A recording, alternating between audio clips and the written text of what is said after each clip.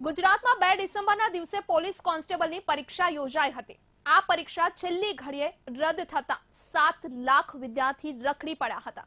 આજે હું લઈને આવીશું પેપર લીકની પૂરી કહાની। પૂરી ઘટનામાં એક આરોપીની ઓળખ કરી લઈએ। કોણે કર્યું હતું પેપર લીક? પ્રેસમાંથી કોણે ચોર્યું પેપર? અત્યાર સુધીના કોણ છે આરોપી? શું છે આખી ઘટના? એક વાત જુઓ વિસ્તારથી ક્રાઇમના રિપોર્ટમાં।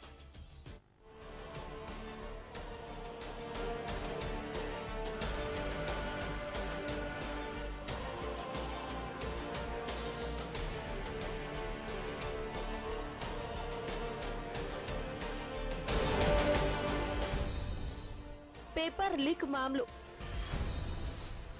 मास्टरमाइंड गिरफ्तમાં, 50 લાખમાં સોદો કર્યો, પ્રોફેશનલ ગેંગ સામે આવી। પેપર લીક મામલે સરકાર બહુ બદનામ થઈ છે। અનેક વિદ્યાર્થીઓ હેરાન પરેશાન થયા છે અને અનેક જિંદગીઓમાં નિરાશા જોવા મળી રહી છે। પરંતુ પૂરી ઘટનામાં જે સૂત્રધાર છે તે તમારી ટીવી સ્ક્રીન પર જોવા મળી રહ્યું છે। પોલીસ ગિરફ્તમાં ઉભેલા આ શખ્સનું નામ છે વિનય અરોરા, રહેવાસી સોનીપત, મહાદેવ અસ્તુરે, રહેવાસી કર્ણાટક,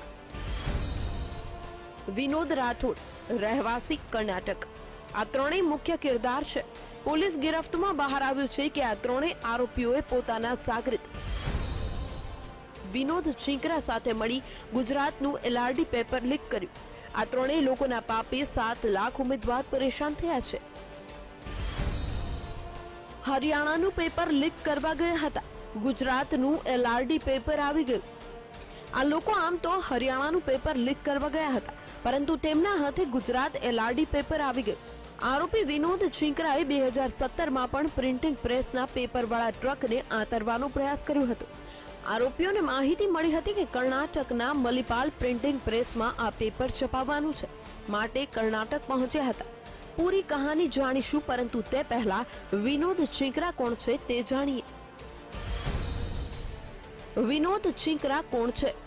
વિનોદ છીંકરાની વાત કરીએ તો દિલ્હી પોલીસનો કોન્સ્ટેબલ હતો, પરંતુ તે નકલી ડોક્યુમેન્ટના આધારે ભરતી થયો હોવાનું જાણવા મળતા તેને નોકરીમાંથી કાઢી મૂકવામાં આવ્યો હતો।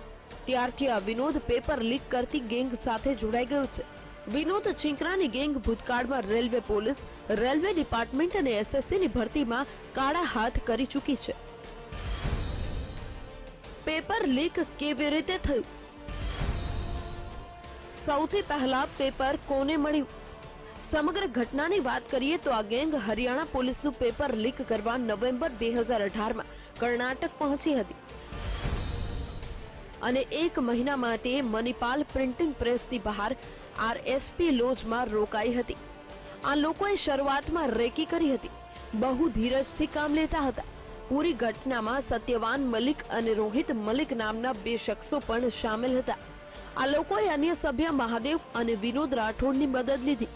20 અને 21 નવેમ્બરના રોજ આ લોકો પ્રિન્ટિંગ પ્રેસ પાસે પહોંચી અને પ્રિન્ટિંગ પ્રેસના ગ્રીલને કાપી તેમાં દાખલ થયા હતા। ત્યારબાદ વિનોદ રાઠોડ, મહાદેવ અને મહેમૂદ નામના શખ્સો પ્રેસમાં દાખલ થઈ ગયા હતા। ત્યારબાદ ભૂલના કારણે નાશ કરવા માટે રાખેલ પેપરમાંથી વિનોદ રાઠોડે ફોટો પાડી લીધા। બાદમાં તમામ આરોપી પ્રેસ બહાર નીકળી ગયા અને ગૂગલ પર સર્ચ કરીને આ પેપર કઈ ભાષાનું છે તેની માહિતી મેળવી લીધી હતી। પ્રિન્ટિંગ પેપરના માલિકોને પેપર લીકની જાણ થાય છે કે નહીં તે ચકાસવા તેઓ વધુ 1 દિવસ પણ રોકાયા હતા। વિનોદ છીંકરાએ સ્થાનિક લોકો, જેમાં મહાદેવ, મહેમૂદ અને વિનોદ રાઠોડને પેપર ચોરી કરવા 30,000 રૂપિયા આપ્યા। તમે વિચાર કરો, ગુજરાતમાં જે પેપર લીક થયું હતું તે પેપર પ્રેસમાંથી માત્ર 30,000માં ચોરાયું હતું। ત્યાં ડિસ્ટ્રક્શન માટે એક ઇંક લાગેલી ક્વેશ્ચન પેપર પડી હતી, જેના એ ફોટા લીધા અને એ પેપર સાથે લઈને નીકળી ગયા। 21 સુધી રોકાયા કે કંઈ ખબર પડે। જ્યારે નીકળ્યા ત્યારે આ જે મેશ હતો વાળીને અંદર ગયા હતા, પછી જ્યારે બહાર આવ્યો એ પછી વાળીને સીધું કરીને મૂકી દીધું, જેથી ખ્યાલ ના આવે કે કોઈ અંદર ગયા હતા। ગુજરાતમાં પેપર કેવી રીતે પહોંચ્યું? ગુજરાતમાં કોને પેપર આપ્યું? ગુજરાતમાં કેટલા લાખનો સોદો થયો? વિનોદ છીંકરાના ગેંગ પાસે પેપર તો આવી ગયું, પરંતુ પેપરને વેચવા તે લોકો દિલ્હીના રાજ્ય સ્તરના પૂર્વ વેઇટલિફ્ટર વિરેન્દ્ર માથુરનો સંપર્ક કર્યો. વિરેન્દ્ર માથુરે 50 લાખમાં પેપર ખરીદી લીધું. વિરેન્દ્ર માથુરે પેપર લીધા બાદ તેના સાથીદાર મનીષ ઉર્ફે મોનુ અને મંજીતનો સંપર્ક કર્યો અને ગુજરાત, દિલ્હી અને ઇન્દોરના એજન્ટોને સક્રિય કરવાનું કામ સોંપ્યું, જેમાં અશોક શાહુ, અશ્વિન પરમાર અને સુરેશ પંડ્યાને ઉમેદવાર લાવવાની જવાબદારી સોંપવામાં આવી. ત્યારબાદ ત્રણેય આરોપીઓએ ઉમેદવાર શોધ્યા અને તે લોકોને દિલ્હી જવાની વ્યવસ્થા કરીને પેપરના અભ્યાસ કરાવ્યા. આ તમામ ઉમેદવાર પાસેથી લાખો રૂપિયા ઉઘરાવવામાં આવ્યા હતા. એમના 3 સાગરીતો હતો ત્યાં, એક હજી પકડવાના બાકી છે.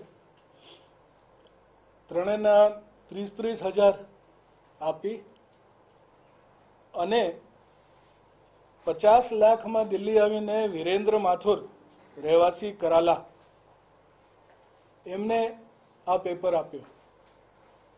વિરેન્દ્ર માથુરે પોતાના કોન્ટેક્ટ્સથી માણસોને ટચ કર્યા અને ત્યાર પછી જે આપના 2 માણસો સુધી આપણે પહોંચી ગયા હતા, એના મારફતે જે અગાઉ આપના પાસે વિગતો આવી હતી, કઈ રીતે અહીંથી માણસો લઈ ગયા હતા અને દિલ્હી ગયા હતા, એ કનેક્શન જોઈન થયું.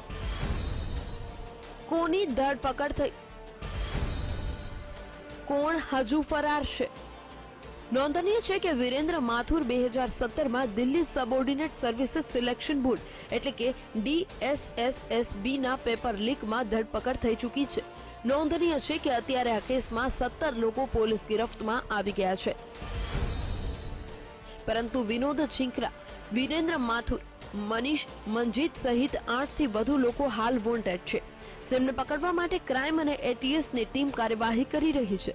ત્યારે હવે વિનોદ છીંકરા ઝડપાશે ત્યારે જ વધુ વિગત સામે આવશે.